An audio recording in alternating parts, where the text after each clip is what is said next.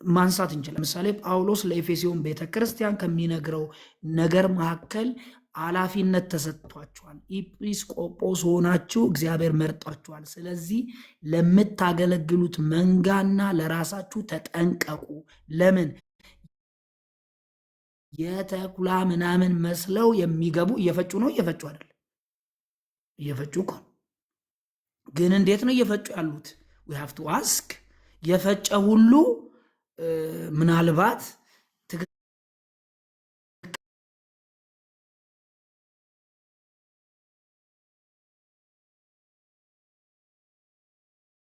ላለ ለሚሰማ we have to be careful።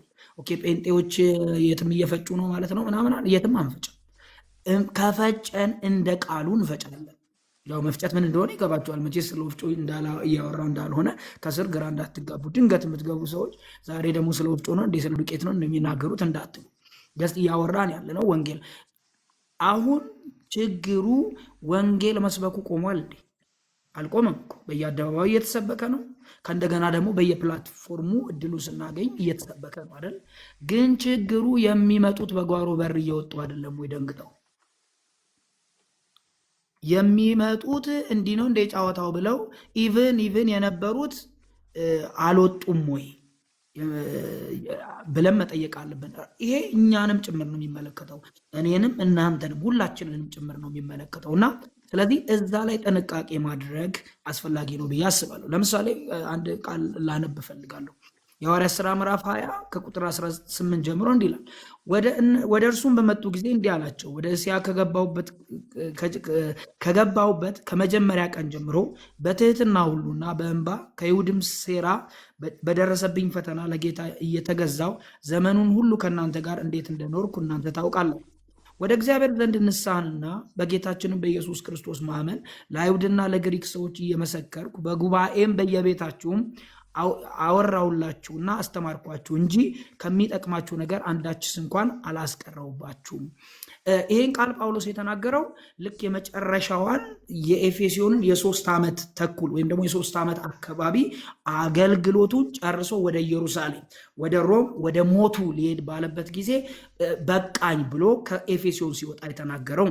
እንግዲህ ታስታውሳላችሁ ረዥሙን ጊዜ ዋጋ የከፈለው ኤፌሶን ላይ ትልቁን ረዥሙን ማስተማር ያስተማረው ኤፌሶን ቤተክርስቲያን ነው ጳውሎስ እና እንዲቆይላቸው ይፈልጋሉ። ማለት በጣም ነው የሚገርመኝ። ባይዘው ምን ሊሉት ይችላሉ? ፓፓ ሊሉት ይችላሉ፣ ዳዲ ሊሉት ይችላሉ።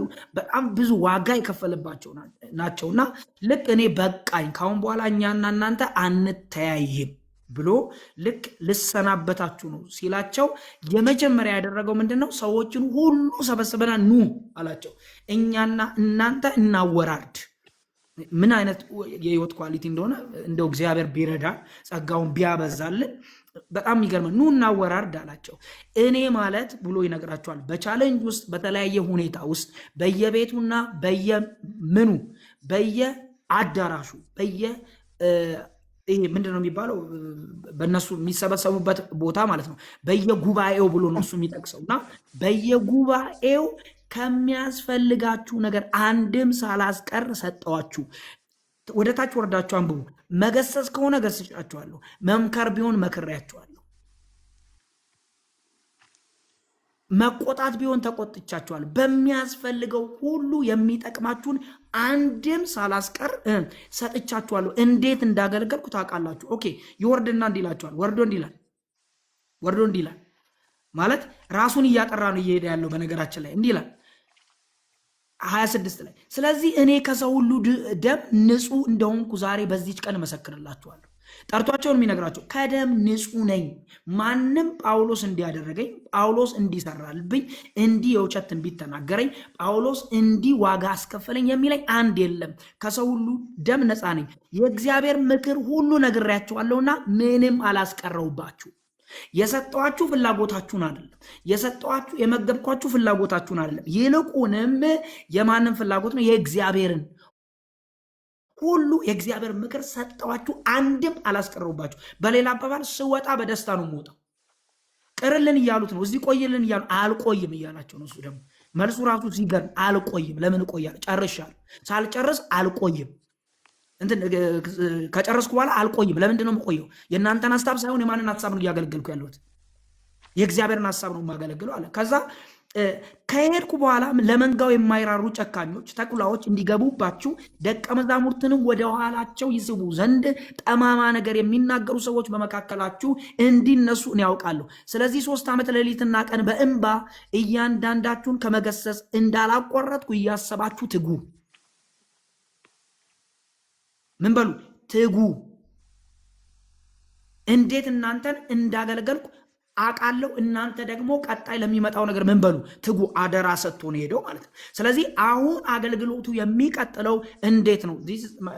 ልመጣበት ያሰብኩት ፖይንት የሚቀጥለው ጳውሎስ እንዳገለገለው ነው የሚቀጥለው። አሁን ዘመኑ ሊቀየር ይችላል። አዎ ዘመኑ ይቀየራል። ጳውሎስ ወደ ሞቱ እየሄደ ነው። አገልግሎቱ ግን ይቀጥላል አይደል? የኤፌሶን ቤተክርስቲያን አገልግሎት ይቀጥላል። አገልግሎቱ ከቀጠለ የሚቀጥለው ጳውሎስ ባገለገለበት መንገድ ነው የሚቀጥለው። ምናልባት የማይቀጥለው ምንድን ነው ካላችሁ፣ ትውልዱ ሊቀየር ይችላል። ዘመኑ ሊቀየር ይችላል። ሁኔታው ሊቀየር ይችላል። ሚንሱ ሊቀየር ይችላል። መንገዱ ቅድም ፖል እንደተናገረው ማለት ነው። በሶሻል ሚዲያ ሊሆን ይችላል ቀጣዩ አገልግሎት፣ በተለያየ መንገድ ሊሆን ይችላል።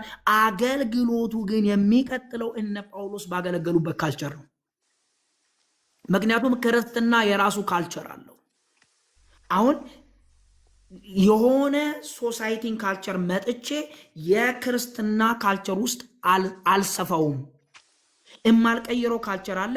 ኮንቴክስቱን ግን በሚመጥን አቀራረብ ለኮንቴክስቱ ራሴን አቀርባለሁ። ይሄ ማለት እነሱን ሆናለሁ፣ ከነሱ ጋር እመሳሰላለሁ፣ እነሱ በሄዱበት መንገድ ይሄዳለሁ ማለት ግን አይደለም። ለዛ ነው ፍርሃት ይሰማኛል አለ ጳውሎስ እዚሁ ክፍል ላይ አንብቡት። 20 ነው ያነበብኩት፣ የሐዋርያት ሥራ ምዕራፍ 20። ፍርሃት ይሰማኛል፣ ስለዚህ አደራ ሰጣችኋለሁ አለ። ለማን ነው አደራ የምሰጣችሁ? ለእግዚአብሔርና ለጸጋው ቃል አደራ ሰጣችኋለሁ። ለምን? ሊጠብቃችሁ የሚችለው እግዚአብሔርና የጸጋው ቃል ስለሆነ። ስለዚህ አሁን ሰው ፎከስ ማድረግ ያለበት ነገሮችን ከእግዚአብሔር አንጻርና ከጸጋው ቃል አንጻር ነው ማለት ነው።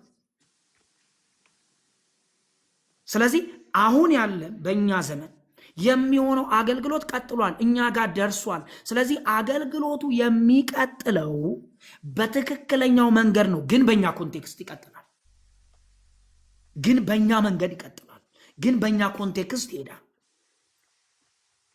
አድሬስ ማድረግ ባለብን እናደርሳለን። ለምሳሌ ስለ ትምህርት ባለፈው እዚሁን የት እንዳወራው አላውቅም። ስለ ትምህርት ማለት ከሁሉ የመጽሐፍ ቅዱስ ክፍል ለሁሉም የህይወት ክፍል በሁሉም መንገድ አይደል? ትምህርት ማለት ይሄ ነው። ትምህርት ማለት ከሁሉም የመጽሐፍ ቅዱስ ክፍል ማለት የሚመቸኝን እየመረጥኩ ይሄኛው ቆይ ይሄ የእግዚአብሔር ቃል አይደለም ይቅርብኝ እያልኩ ሳይሆን ከሁሉም የመጽሐፍ ቅዱስ ክፍል ለሁሉም የህይወት ክፍል። ለሁሉም የህይወት ክፍል ማለት ምን ማለት ነው? የህይወት ክፍል የምንላቸው አለ። ትዳር ሊሆን ይችላል፣ ትምህርት ሊሆን ይችላል፣ የተለያዩ ንግድ ሊሆን ይችላል ምናምን። ለሁሉ የህይወት ክፍል፣ ለሁሉም የህይወት ክፍል ብልጽግና የምንለው ይሄ ነው አይደል? ሰው ማቹርድ እንዲሆን በትምህርቱ፣ በህይወቱ፣ በንግዱ፣ በትዳሩ፣ በልጆቹ፣ በቤተሰቡ፣ በአገልግሎቱ ለእያንዳንዱ የህይወት ክፍል ይሰጣል። ከሁሉም የመጽሐፍ ክፍል በተለያየ መንገድ ማለት ነው። ለህፃናት የምሰጥበት መንገድ፣ አዲስ ለመጡት የምሰጥበት መንገድ ስለሚለያይ ለዛ ነው ጳውሎስ እኮ ወደ ግሪኮች ሲሄድ እንደ ግሪኮች አይደል የቀረባቸው? እንደ ግሪኮች ዊዝደም ነው የሚፈልጉት። ስለዚህ ዝም ብሎ ታምራትን ለማሳየት አይደለም የሄደው፣ ቃሉን በዊዝደም ለመግለጥ ነው የሄደው። ለምን? ዊዝደም ስለሚፈልጉ። ለምሳሌ ወደ አቴንስ በገባ ጊዜ ሶሪ ጠቅለል እያደረኩት ነው አስረዘምኩ፣ ከዛ ለሙሄ ሰጠዋል። ወደ ግሪክ ገባ ይላል አይደል? ግሪክ ሲገባ መንፈሱ እኮ ተቆጥቷል። መንፈሱ የተቆጣው እኮ ልክ ስላልሆነ ነው አይደል የተቆጣው። አምልኳቸውን አየ፣ የአገር አማልክት ይመለካል፣ መንፈሱ ተቆጣ። መንፈሱ ሲቆጣ ግን የተቆጣውን መንፈሱን ይዞ የእግዚአብሔርን ቃል በእነሱ ኮንቴክስት እነሱ ሊያገኝ በሚችልበት ኮንቴክስት ገባባቸው። ከዛ እድሉን ሲያገኝ እንግዲህ አሪዮስፋጎስን ታውቃላችሁ፣ መድረክ አለ የሚከራከሩበት ሀሳባቸውን እንትን የሚሉበት። እድሉን ሲያገኝ ሲያወራ ሰሙት። እስቲ የሆነ የሚጠቅም ነገር ያለ ይመስላል፣ የምታወራው ነገር ጥሩ ይመስላል፣ እስቲ ኮንቲኒው ሲሉት አንድ ነገር አለ። በጣም ተሰታችሁ ነው የምታመልኩት፣ የአምልኳችሁ መንገድ ኢት ዋዝ አሜዚንግ፣ ግን የማይታወቅ አምላክ ብላችሁ ስታመልኩ አይቻችኋለሁ። እንዴት ሰው ለማያውቀው ይሰግዳል? እኔ ያንን አምላክ አውቀዋለሁ አለና በነሱ ማይንድ ሴት በነሱ ኮንቴክስት የሱን እግዚአብሔርን የሱን ወንጌል ሲያደርሳቸው እንመለከታለን። ከዛስ ያንን ቃል እንዴት እንደሰጣቸው እንመለከታለን። ስለዚህ ሁል ጊዜ በምናደርገው ነገር ኮንቴክስቱን ጠብቀን ልናደርግ እንችላለን። ለምሳሌ ጋምቤላ ሲሄድ ምናልባት በፓንት ሊሄድ እኮ ይችላል አይደል? መሀል ከተማ ግን መጥቼ በፓንት አልሄድም። ምናልባት እኮ ራቁቴን ልንቀሳቀስ እችላለሁ እና መርጋ ሲሄድ ግን እኮ የተከበርኩ አገልጋይ ሊሆን ይችላል። ምናልባት ከረባት አስሬ የምዞር ሊሆን ይችላል። ኮንቴክስቱ ራቁታቸውን የሚሄዱበት ስለሆነ ያንን ኮንቴክስት ልከተል ይችላሉ። አይ ቲንክ ፖልም ይሄንን ነው ሊል የፈለገው ብዬ አስባለሁ። ስለዚህ በዚህ መንገድ ሄዳለሁ፣ ወንጌልን ግን አደርሳለሁ። ወንጌልን ግን አልቀባባው።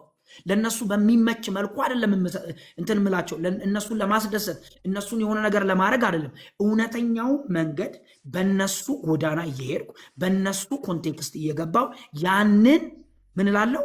አቀርባለሁ። ወንጌልን አቀርባለሁ። ግን ስህተት የሆነውን ስህተት እላለሁ፣ ልክ የሆነው ልክ እላለሁ። ይሄ ቦልድሊ ነው መነገር ያለበት።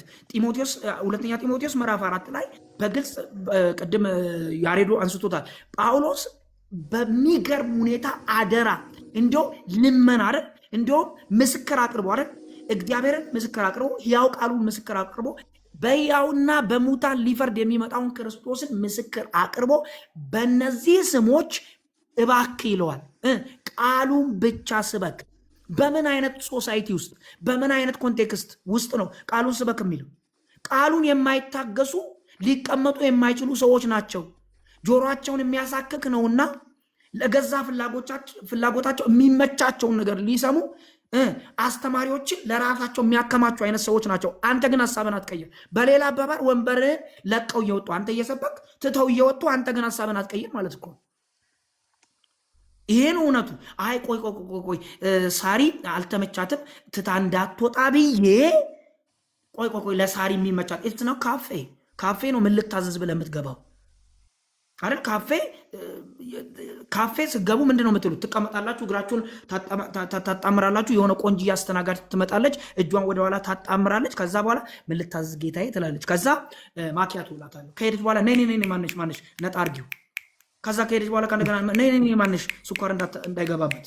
ከዛ ነይ ማነሽ አረፋውን ቀንሽው እናንተን ይኑሩበት። እሱ ካፌ ነው፣ ቸርች ካፌ አይደለም። ፍላጎትን የምናስተናግድበት ፍላጎትን የሆነ ነገር አቅርብልህ ብለን የሆነ ነገር የምናቀርብለት። ስለዚህ ጳውሎስ ቀጥታ ለጢሞቴዎስ ምን ይላል?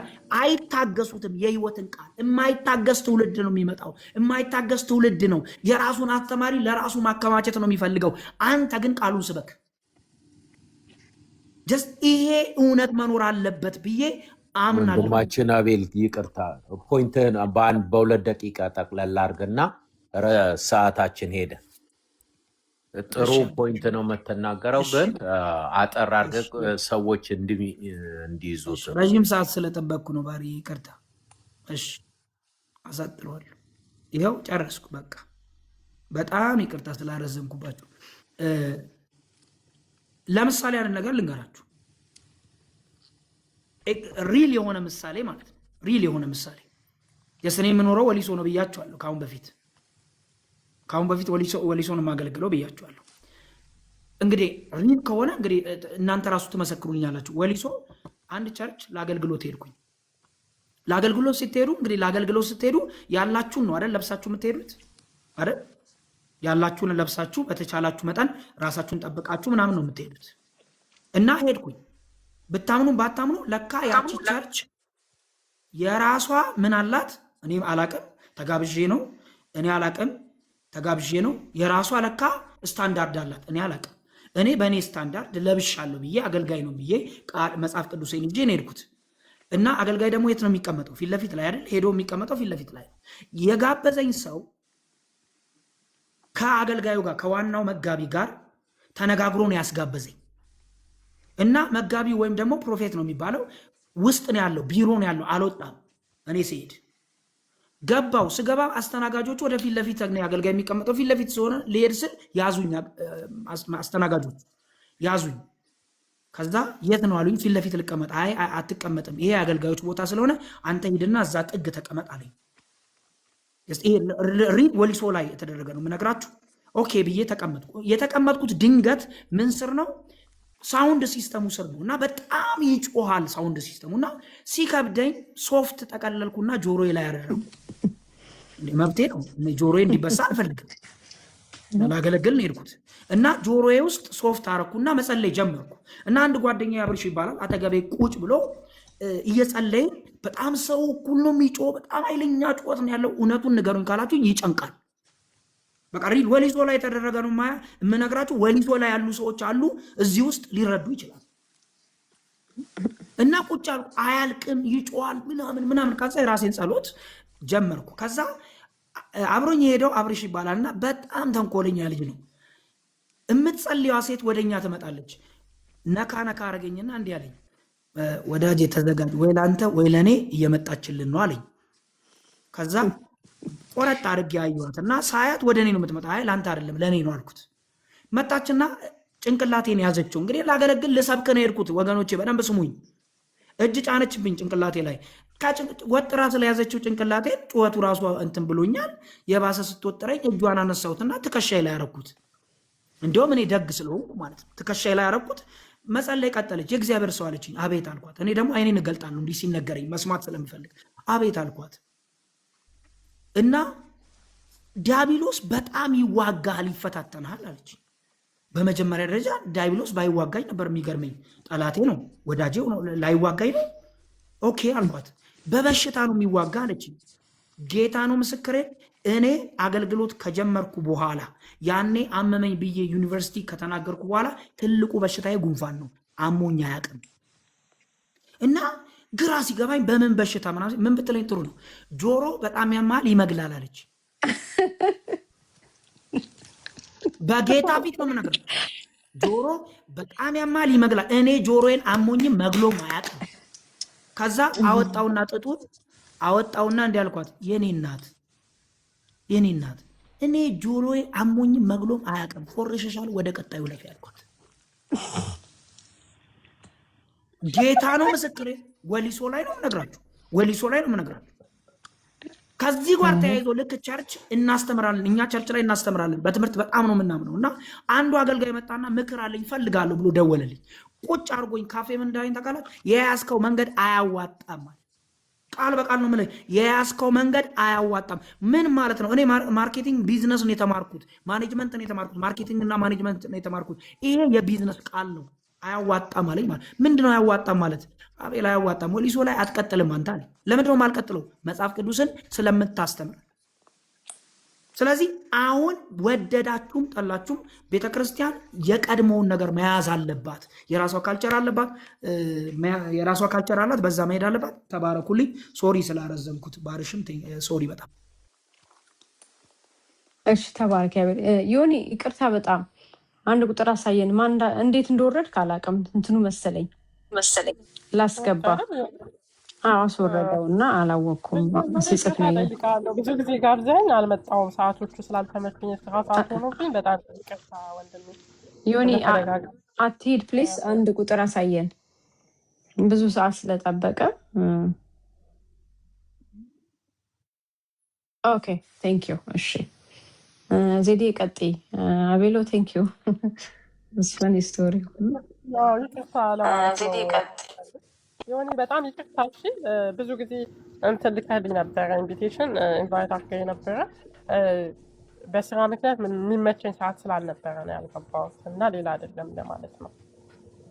ይቅርታ። እሺ ቀጥል። ብዙ ስለቆየ ይቅርታ እንጠይቃለን። በዛውም ደግሞ እንደገና ሀሳብህን ማካፈል ትችላለህ።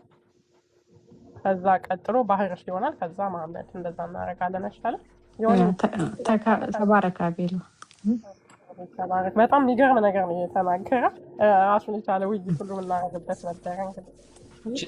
ችግር የለውም።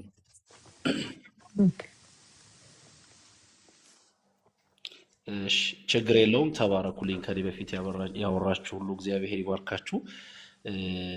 ይሙዬ ደህና ነህልኝ? እንግዲህ ቶፒኩ ላይ ብቻ ፎከስ ላድርግ፣ ምናልባት ሰፊ መሰለኝ እና ቶፒኩ ድሮና ዘንድሮ ክርስትና ስለሚል እሱ ላይ ብቻ ፎከስ አድርጌ ትንሽ ላውራ። እንግዲህ እኔ ክርስትናን በዘመን በመከፋፈል ብዙ አላምንም። እኔም እንደናንተ ታሪክ ከልጅነት ጀምሮ ጌታ ቤት ነው ያደግኩትና ብዙ ጊዜ ይሰማለሁ። በተለይ ቀደም ያሉ ሰዎች ድሮ የነበረው ክርስትና፣ ድሮ የነበረው መዝሙር፣ ድሮ የነበረው ጸሎት ይላሉ እና ድሮ ስለሚባል አንዳንድ ጊዜ ድሮን አምጥተው ቢያሳዩኝ ደስ ይለኛል እና ድሮ ብቻ መናፈቅ አንዳንድ ጊዜ ዛሬን አለመኖር ይከለክላል ብዬ አምናለሁ እና እግዚአብሔር ዛሬ ሰጥቶናል። ዛሬን በመኖር ግን እኔ አምናለሁ ዛሬን መኖር። ትናንትናም በጎ ሰዎች ነበሩ፣ እንደዚሁም ጨካኝ አጭበርባሪዎች ለመንጋው የማይራሩ ትናንት ነበሩ፣ ዛሬም በዚህ ዘመን አሉ። ምናልባት እንትን ስንሰራ የድሮ አነስ የዛሬው በዛ ብሎ ሊሆንብን ይችላል ብዬ አስባለሁ። እንግዲህ እንደዛ አላምንም። እኔ ዘመንን በመከፋፈል አላምንም። እኔ ዛሬ ነው። ምክንያቱም ዕብራውያን 13 ሲናገር ኢየሱስ ክርስቶስ ትላንትናም ዛሬም እስከ ለዘላለም ድረስ ያው ነው ይላል። ትምህርቱ ነው። ትላንትም ዛሬም ለዘላለም ያው እስከሆነ ድረስ የክርስትና መስራች ደግሞ ባለቤት ክርስቶስ ስለሆነ ክርስትና ያው ነው ብዬ አስባለሁ። እኛ ግን ክርስቲያኖች የተባለን ክርስትና ያው ነው ክርስቲያኖች የተባለን ግን በዚህ የክርስትና ስም ውስጥ የተጠራ ሰዎች ግን ያንን የማይመጥን ህይወት በዘመናት መካከል ልንኖር እንችላለን ብዬ አምናለሁኝ። እንግዲህ አንዳንድ ሰው ትላንት ለዛሬ እንቅፋት ሲሆንበት አያለሁ እና በጣም ብዙ ሰዎች ለትላንት ነው የሚቆበረው። ሲሰብኩ ካያችኋቸው ትላንት ነው የሚነግሩን። ትላንት እንደዚህ ወጥቼ ትላንት እንደዚህ ወርጄ ነውና ዛሬን እንዲኖሩ ትፈልጋለሁ። ትላንት እንደዛ ከሆኑ ዛሬም ያንን የእግዚአብሔር እጅ እንዲያመጡ ትፈልጋለሁ። ቅድም ቮይስም ስታነሳለን ነበር። ኢትዮጵያ ውስጥ እንግዲህ ብዙ የሆኑ ክርስቲያን አማኞች አሉ ከ35 ሚሊዮን በላይ እንደሚነግሩን ማለት ነው። እና እንግዲህ በጣም ጥቂት የሚሆኑ 10 እና 20 30 ሶሻል ሚዲያ ላይ በምናያቸው ሰዎች ይህን ሁሉ ጨፍልቆ ክርስትናን ወይም የክርስትናን እምነት የወንጌል አማኞች ትንሽ ዲናይ ማድረግ አስቸጋሪ ነው ብዬ አምናለሁ። በጣም ብዙ የሚጋደሉ ስላሉ በገጠር በከተማ በጣም ስለ ክርስትና የሚጋደሉ የሚዋደቁ ዛሬም ይህንን ክርስቶስ የማያስነኩ በጣም ብዙ ሰዎች አሉ። ሂዱ ወደ ሰሜን በጣም ነው የምትደነቁት። ዲኖሚኔሽን የማይዛቸው እኔ ሕያው ምስክር ነኝ። ቅርብ ጊዜ ሄጄ ነበርና ዲኖሚኔሽን የማይዛቸው እና ይሄኛው የዚህ አገልጋይ የዛ አገልጋይ ይሁን መሆናቸው መለየት እስከሚከብዳቸው ድረስ በጣም ስለ ክርስቶስ ዋጋ የሚከፍሉ ዕብራውያን ምዕራፍ 11 ላይ እንዳለው አይነት የምናያቸው በጣም ብዙ ሰዎች አሉ። ወደ ምስራቅ ሄዱ።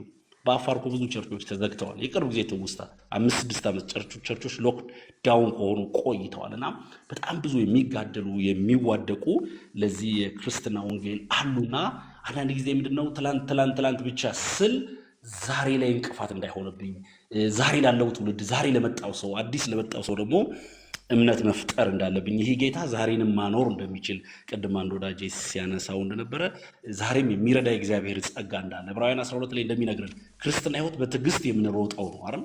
እርሱ መከራን ንቆ በመስቀል ሞት ታግሶ ነበረበት፣ ግን አሸንፏል። ፕሬሸሩን ተቋቁሞ ነው ክርስቶስ የጨረሰው። ታስታውሳላችሁ፣ ኢየሱስ ክርስቶስ ከመጀመሪያው ጀምሮ በጣም ብዙ የሚፈትኑት ነገሮች ነበሩ እና እስከ መስቀል ድረስ ውረድ ሲሉት ግን ያን ሁሉ ፕሬሸር ተቋቁሞ አሸንፎ እስከ መጨረሻ ድረስ እንደተጓዘ የክርስትናንም ሕይወት እንደሱ አሸንፈን መጓዝ አለብን ብዬ ካልኩ በኋላ እንደው ጥቂት የሐዋርያት ሥራ ምዕራፍ 20 ቁጥር 38 ጀምሮ ያለውን የእግዚአብሔር ቃል ስታዩት በገዛ ደግሞ የዋጃትን የእግዚአብሔርን ቤተ መቅደስ ቤተ ክርስቲያን ጠብቁ የሚል ሐዋርያ ጳውሎስ ትእዛዝ ይሰጣቸዋል። እናንተም ጳጳሳት አድርጎ ለሾመባት አይደል? በመንፈስ ቅዱስ ተሹማችኋልና መጠበቅ በየትኛውም ዘመን ክርስትናን ቤተ ክርስቲያንን መጠበቅ እንዳለብን አጉልተን መናገርና ማስተማር አለን ብዬ አስባለሁ። ምክንያቱም በገዛ ደሙ ነው የተዋጀችው። የእግዚአብሔር ነች ቤተ ክርስቲያን። ቤተ ክርስቲያን የግለሰብ አይደለችም። የብሔሮች ስብስብ አይደለችም። የሆነ አይደለችም። ቤተ ክርስቲያን የእግዚአብሔር ነች። በክርስቶስ ደም ላይ የተዋጀች ስለሆነች ይችን የመሾም ግዴታ አለብን። ማን? አገልጋዮች። ለዚህ ነው እናንተን በመንፈስ ቅዱስ ተደርጋችኋል ነው የሚለው። ላይክ ኦርዴንድ የተደረጋችሁት በመንፈስ ቅዱስ ነው። ስለዚህ ጠብቋት። ይቺ በክርስቶስ ደም የተዋጀችውን ቤተክርስቲያን ጠብቋት። መጠበቅ ይጠበቅባታል ቤተክርስቲያን። አለበዛ ብዙ የሚጎዳት በዙሪያ የሚያንዣብብ ትምህርቷን፣ አካሄዷን አታክ የሚያደርግ የኢቭል ስፕሪት ስላለ መጠበቅ አለባችሁ ካለ በኋላ ሌላኛው በጣም የሚገርማችሁ ነገር ለመንጋውና ለራሳችሁ ተጠንቀቁ። በዚህ ውስጥ እናንተ በቤተ ክርስቲያን ውስጥ የምታገለግሉ ሆይ ለመንጋው ለራሳችሁ። ይሄ የሚያሳየው የግል ሕይወትና እንደዚሁም የግል ሕይወትና ትምህርትን አካሄድን ምንመራውን ሰው መጠበቅ መጠንቀቅ እንደዛ እንዳለብን ካነሳልን በኋላ በዚህ ክፍል ውስጥ ለመንጋው የማይራሩ ይመጣሉ። ወደፊት በቀጣዩ ዘመን ለመንጋው የማይራሩ ጨካኞች፣ ጥኩላዎች፣ ደቀ መዛሙርት እንኳን ሳይቀር ወደኋላ የሚቀሩ እኛ እንግዲህ ብዙ ጊዜ ዛሬ ስንንቀሳቀስ ነገ የተቀቡ ይነሳሉ፣ ታምር የሚያደርጉ ይነሳሉ ነው ምንለው። ሐዋርያው ጳውሎስ ግን እያላቸው ያለው የማይራሩ ይመጣሉ፣ ጠማሞች ሰዎች ይነሳሉ። በቀጣዩ ዘመን ጠማማ ሰዎች ይነሳሉ። እንዲህ አይነት ሰዎች ይመጣሉና ቤተክርስቲያንን ጠብቋት፣ ተንከባከቧት የሚልን ትምህርት ሊያውም ጳውሎስ በዛ ቦታ ውስጥ ያነሳ ለ3 ዓመት ያክል ቀንና ማታ በእምባዬ ስለእናንተ እንዴት እንደተጋደልኩ ታውቃላችሁና ትጉ። ዛሬም ክርስትና ሕይወት መትጋት፣ ትጉ የሚልን ትእዛዝ ይሰጠናል። እንግዲህ ጳውሎስ ንጽህናውን ደግሞ ያሳየናል። በዚህ የክርስትና ሕይወት ውስጥ ንጽህናውን ያሳየናል። ከማንም አንዳች ነገር አልተመኘሁም፣ አልተቀበልኩም አይደለም፣ አልተመኘሁም። ለራሴም ከኔ ጋር ላሉትም ሁሉ ምን አደረግኩኝ? ደከምኩኝ፣ በእጆቼ ተጋው ይላልና እንግዲህ ዛሬም ቤተክርስቲያንን መጠበቅ በተለይኛ ክርስቲያኖች የክርስትናን እምነት መጠበቅ ቤተክርስቲያን መጠበቅ እንዳለብን ለማሳሰብ ስለመወድ ነው ማለት ነውና አለ አዚም የሚረጭ አለ፣ ድንዛዜ የሚረጭ አለ። ያን ደግሞ ማሸነፍ የምንችልበትን በእግዚአብሔር ቃል የመሞላትና የመታጠቅን ስራ መስራት አለብን። በተለይ ደግሞ እኔ ምን እያረኩ ነው፣ እኔ ምን እየሰራሁ ነው፣ ትምህርቴ ምን ይመስላል፣ አካሄዴ ምን ይመስላል። እውነት ነው እንዲህ በጨለማ ዓለም ውስጥ አዚም ቤተክርስቲያንን በወራት ጊዜ ውስጥ ግን የኔ ድርሻ ምንድን ነው? እኔ ምን ኮንትሪቢዩት እያረኩኝ ነው? እኔ ምንድን ነው ኮንትሪቢዩት እያረኩ ያለሁት? ትምህርቴ ምን ይመስላል? አካሄዴ ምን ይመስላል? እያመቻመችኩ ነው ወይስ በቆራጥነት እየተጋደልኩ ነው ወይስ የሚለውን ማየትና መመልከት አለብን ብዬ አስባለሁኝ። እንግዲህ እንዳልኳችሁ እኔ አንዳንዴ ይቸገራለሁ። በቃ ድሮ ሲሉ እኔ ቆየት ያለ ቸርች ውስጥ ነው ያደግኩትና ማገለግለውም አሁንም ይመጣሉ። እውነት ነው ትላንት ለዛሬ መሰረታችን ነው፣ እየጨመርን እንሄዳለን፣ ዛሬንም እንኖራለን ብዬ አምናለሁና እሱን ለማለት ነው። ተባረኩልኝ ወዳጆቼ። ጌታ ይባርክ ወንድማችን። ጥሩ ነው። ያው የሁላችንም ሀሳብ ወገኖች የሚስማማ ነው። እንግዲህ እንደምታዩት መተናነጽም ስላለ በክርስትና ሕይወት ውስጥ ያው እንደምታዩን እንግዲህ ከሌላ እምነት ያላችሁ ሰዎችም ስታዩን እኛ በግልጽ ነው ሁሉን ነገር የምንናገረው። የቤተክርስቲያንንም ችግር አደባባይ ላይ ነው የምንናገረው። ቢከዛ ሃይማኖት ሳይሆን የተካፈልነው ሕይወት ስለሆነ የመተናነጽ ማለት ነው። እና እዚህ ውስጥ ያሉ ወገኖች ሁሉ የሚሰጡት ሀሳብ የክርስቶስን አካል ውስጥ ያሉ ብልቶችን የሚያንጽ ነገር ነው የሚናገሩት ማለት ነው። እና ያ በዘመናት ሁሉ እንግዲህ ቤተክርስቲያን ያው እዚህ ደርሳለች። ግን አሁን እምነታችን አሁን አንዳንድ ነገሮች ያው በቅድስና ሕይወት እንኖር የምንለው ስንቶቻችንን እምነታችን እንዳይታወቅብን የምናደርገው አህዛቦች መሀል ስንቀላቀል ወይ ስራ ቦታችን ወይ የተለያየ ቦታ ላይ አስመስለን እኮ ምናልፍ ሰዎች ልንኖር እንችላለን።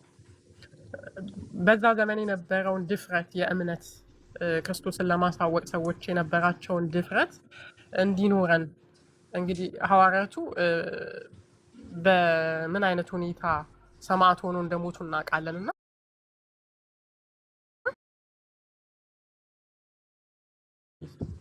በውስጡ የተተከለው ትምህርት የሚለውንም እንመዝናለን። ምክንያቱም በተለያዩ ዘመናት እንዳለው አሁንም ጭምር በብዙ መከራና ስቃይ የሚያልፉ ሰዎች አሉና በተለያዩ መንግስታትን ጊዜ የነበሩ ችግሮች ነበሩ ኢትዮጵያም ውስጥ ማለት ነው። እና በዛ ሁሉ ውስጥ ነው እንግዲህ እምነት ቅብብሎች ኖሮ ክርስትናን ተቀብለን እግዚአብሔር ይመስገን በብዙ አገልጋዮች የእምነት አባቶች ዋጋ መክፈል ማለት ነው የክርስቶስን ወንጌል ያካፈሉን። ስለዚህ ብዙ ነገር እንዳልከው ወደ ራሳችን ሁላችንም ማየት አለብን። እዚህ ጋር ስንናገር ራሳችንም ነው አገልጋዮች፣ አንዳንድ አገልጋዮች እያለ እነሱ ላይ ብቻ መጠቆም ሳይሆን ብዙ ዋጋ የሚከፍሉ አገልጋዮች አሉ በብዙ መልኩ። አሁን ክፍለ ሀገር ነው አቤል የማገለግለው አለ። ብዙ ጊዜ ወጣት የሆነ ሰው ትልቅ ከተማ ውስጥ ነው መኖር የሚፈልገው። ቀላል አይደለም። ባይዘዌ የወሰደው እርምጃ ለወንጌል ገባችሁ። የጌታ ፍቅር ሲኖረን እስቲ ስንቶቻችንን ገጠር ሄደን የምናገለግለው? እውነት እንነጋገር፣ ቦታ እንመርጣለን። የዛን ያህል ግን አፋር ድረስ ሄደው ሶማሌ ድረስ ሄደው ደግሞ የሚያገለግሉ ዋጋ የሚከፍሉ አሉ። ሁሉም ይሄድ ማለት አይደለም። ወንጌል የትም ቦታ ይሰራል። ከተማም ውስጥ ገጠሩ ውስጥ የትም ቦታ ላይ ይሰራል። ውጭ ሀገር ላይ የተገኘው ቦታ ላይ ይሰራል። ስደቱና ነቀፋው መልኩ ይለያይ እንጂ አይነት አለው። ዓለማዊነት በበዛበትም ብዙ አይነት ነገሮች በሚፈትኑበት ምዕራብ ዓለም ውስጥ ማገልገል ከባድ ነው፣ ቀላል አይደለም። ብዙ ተግዳሮቶች ስላሉ ማለት ነው። ሰው የማይታዘዝበት ቸርችን እንደፈለገው በፈለገው ቸርች ቪዚት የሚያደርግበት ዛሬ አንዱ ቸርች ነገ ሌላ ቸርች ከነገ ወዲያ ሌላ ቸርች እንደ ኢንተርቴንመንት የሚቆጥርበት ሁኔታም አለ እና ኤኒዌይስ እንዳላበዛባችሁ ሌላ ሰው ደግሞ መሐመድ ነው ያለው። ማን ነው ያለው ቀጣይ ሰው? ባህርሽ በቃ ወጣ። በእናታችሁ ባህርሽ ወጣ መሰለኝ። ባህርሽ ወጣ መሰለኝ ድዋ ብዬው ነበር። ለመተናነጽ ነው ወገኖች። ሁላችንም ወንድሞቻችን አሉ ሊያጠፉ የሚችሉ በአገልግሎትም እና በፍቅር የሆነ ማለት ነው። ያው ሀሰተኞችን አውቀው እንትን የሚሉትን ሳይሆን እውነተኛ አገልጋይ ሆነው ሊስቱ የሚችሉትንም በማነጽ ደረጃ በፍቅር ሆነ እውነተኞችንም በማበረታታት የሆነ ምእመናንም ደግሞ የምንታነጽበት እንደዚህ አይነት ነገር ነው የምንወያየው እና በሌላ መልኩ እንዳይወሰድብን አደራ። እሺ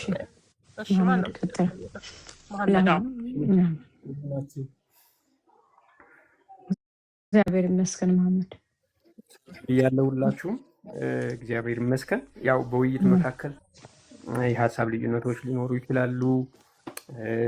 ያው ሰዎች ስናወራ ልንሳሳት እንችላለን። አገልግሎት ላይ ሰዎች ሊሳሳቱ ይችላሉ ምናምን። ስህተትን ያው ብዙ ማጉላት የለብንም። አንደርስታንድ መደራረግ አለብን። እኛ ሰዎች ነን። እግዚአብሔር የሚያኖረን ሳንሳሳት ቀርተን አይደለም፣ በጣም እየታገሰን እንደሆነ እኛ እርስ በራሳችን ደግሞ አንዳችን እየታገስ ሲሪየስ ያልሆኑ ጉዳዮችን በትዕግስት በማለፍ ትምህርት ከሆነ ግን ማስተካከያ በመስጠት ውይይቶችን ማድረግ ጥሩ ነው። ጥሩ ጊዜ ነበር፣ እየሰማሁ ነበር ሁሉንም። ያው ድሮና ዘንድሮ ክርስትና የሚለው ሀሳብ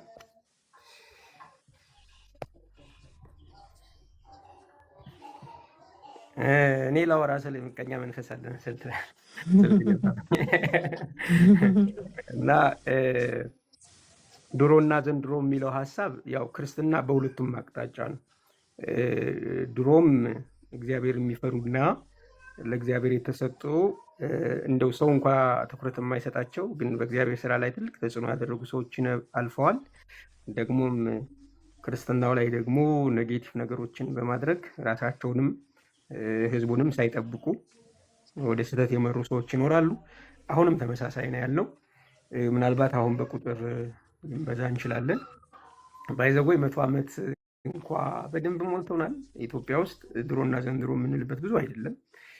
ድሮ የነበሩ ሰዎች ናቸው አሁን መድረክ ላይ የምናያቸው። ከ30 ዓመት በፊት 40 ዓመት 50 ዓመት ያገለግሉ ሰዎች አሁንም ስቲል አሉ እና ብዙ በዚህ መልኩ ባይሆን ግን ክርስትናውን መመዘኛ መስፈሪያ ስላለው በዛ መስፈሪያ ብንሰፍረው የተሻለ ነው ብዬ ነው የማስበው። ያው የግል ሀሳቤ ነው። ያ መስፈሪያ ደግሞ የምንሰብከውና የምንኖረው ምንድን ነው የሚለው ነው የመጀመሪያ መታሰብ ያለበት።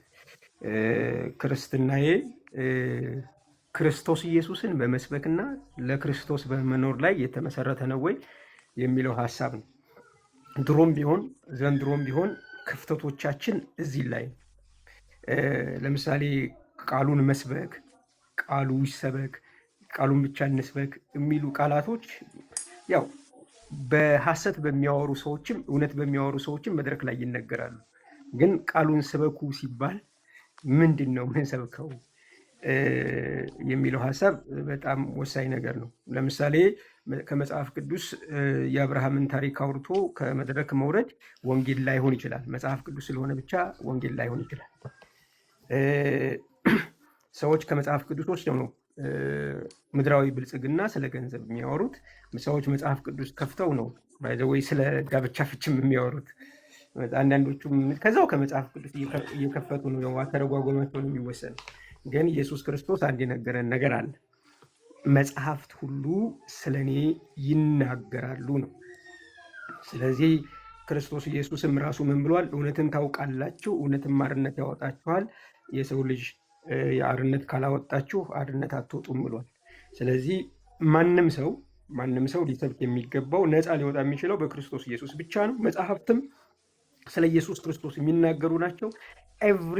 ኤቭሪ የመጽሐፍ ቅዱስ ክፍል ስለ ኢየሱስ ክርስቶስ የሚናገር እንደሆነ ልናስተውል ይገባል።